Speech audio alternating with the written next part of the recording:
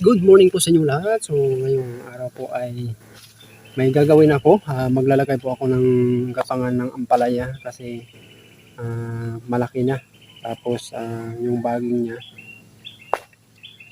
kailangan ng may gapangan. So ngayon ay puputol ako ng kawayan kasi ngayon mahirap sa panahon ngayon ay mahal ang mga bilihin lalo na sa mga gulay. So kailangan magtanim-tanim din tayo ng mga gulay. So let's go. Titingnan natin yung ampalaya.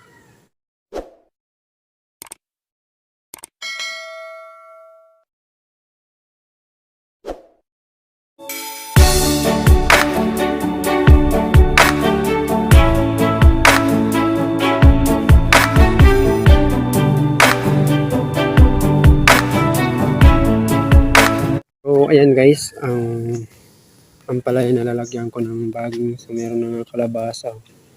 May mga kalabasa din kami dito tinanim. Ayan. May bulaklak na nga. Ayan. May bulaklak na yung kalabasa. Ayan. Ayan siya. So ayan. Lalagyan ko ito ng gapangan. So let's go. Magpuputol muna tayo ng kawayan.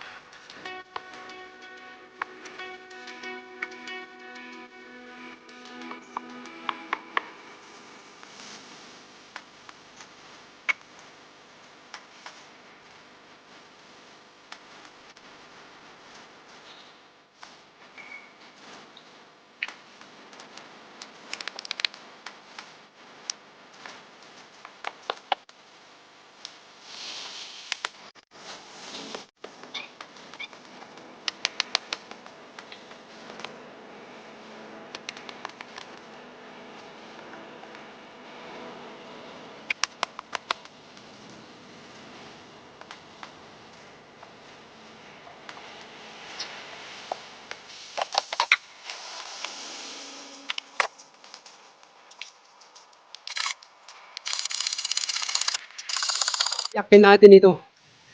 So matindi ang pahit ko. Flat screw.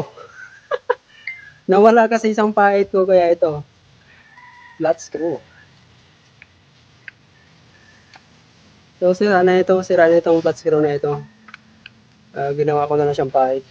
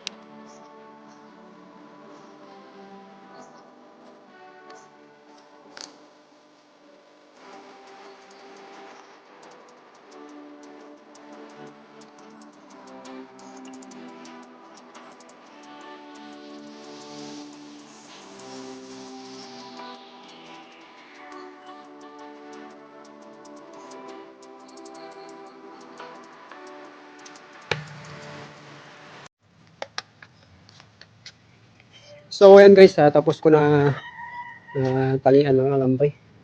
So isasalpak na natin dun. So,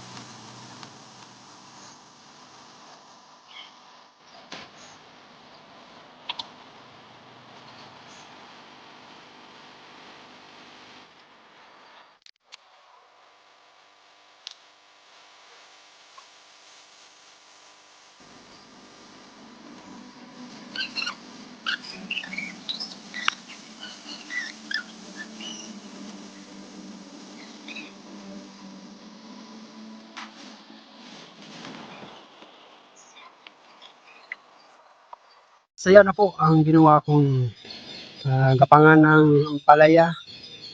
Ayan. So, ganyan lang. Simple lang ang ginawa ko para lang siya may gapangan. So, 4 lang na poste. So, sana mamunga siya ng marami.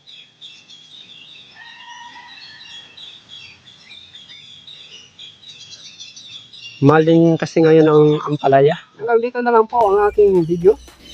So, magkikita po muli tayo sa aking new vlog. So, salamat po sa mga suporta ninyo. Sa mga solid subscriber ko, sa mga OFW, maraming salamat po sa pag-support. Sana hindi kayo magsawa sa panonood ng ating mga video, mga vlog. So, until next time po, hanggang dito na lang. Shoutout po sa inyong lahat. Mabuhay. God bless. Bye-bye!